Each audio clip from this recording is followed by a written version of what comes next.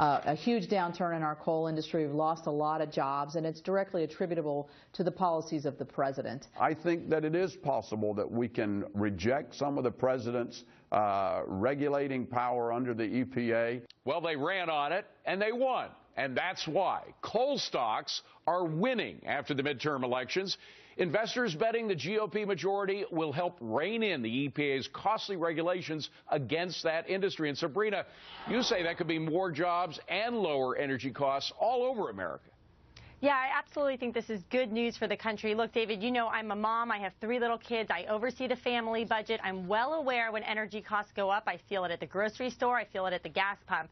The reality is that the president's war on coal is going to be devastating for this country if we don't manage to sort of rein in the EPA's regulations. The NERA economic consulting firm just put out a study that said that 43 states could expect a double-digit rise in energy prices. The Chamber of Commerce, more than 200,000 jobs, they said, will be lost every year between now and 2030, and it's going to have an almost immeasurable impact on the actual environment. And Rick, if you look at Wall Street and think those investors have any kind of smarts, they're betting on coal doing well. Yeah, I mean, who can blame them? It can't go unnoticed that you're going to have a majority leader in the Senate that comes from Kentucky, right, one of the leading coal-producing states. Obviously, they're going to be better represented.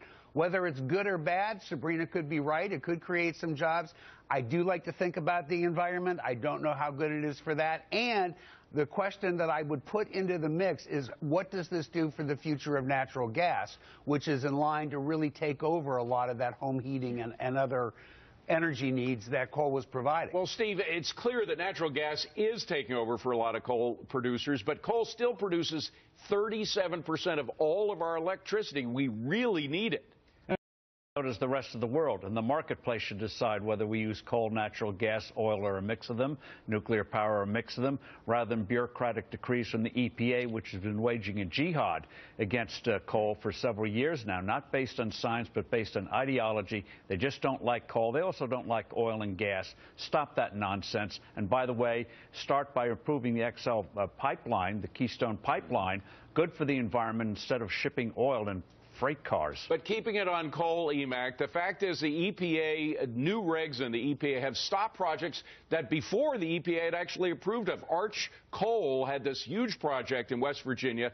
They spent $200 million getting everything ready. They crossed the T's. They dotted the I's of the EPA.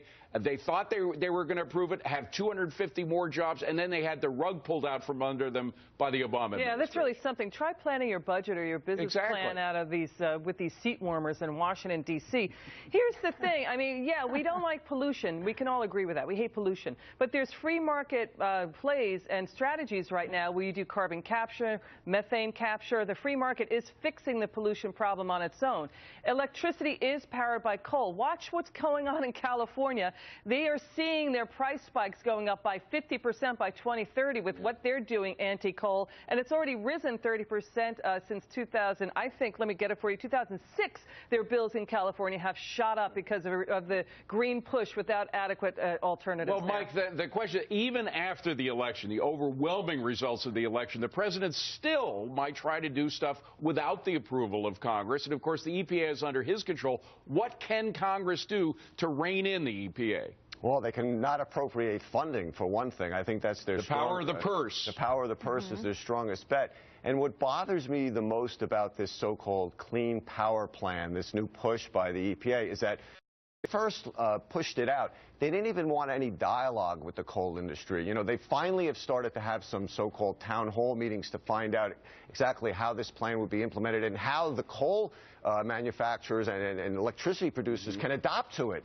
But, you know, it's that attitude, that contempt that Obama has that's filtered to the EPA that, you know, it's all his way or the highway. Sabrina, it's kind of like global warming. You know, I'm sorry, the argument's over. There's a scientific argument is over. There's no discussing with people like that.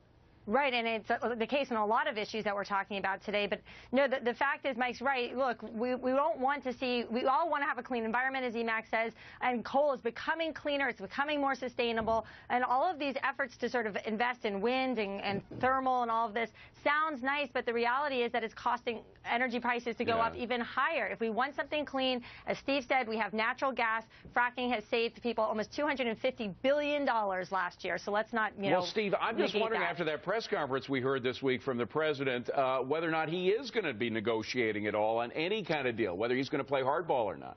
Hardball's not the word for it. It's my way or the highway. He's been that way for 6 years. Sadly, it's going to be the next 2 years. He should visit Germany, which went whole hog on alternatives. Their prices are 2 to 3 times higher than they are here in the United States. Rick, last word. I don't think any of them are really going to be doing much in terms of negotiating anything, not just the president, but the new majority leader, the Speaker of the House. Nothing's going to change over the next 2 years. It's going to be a tough 2 years. Thank you, gang. Other big midterm winners, these free market defenders, but not all women and minorities are happy about that. And the reason why may outrage you. That is on cashing in. But first, right here, is it any wonder taxpayers are outraged? Find out what the IRS just said it can't do for you in the upcoming tax season. Now, before you write that check, you're going to want to listen to this one. Record exclusive. I know.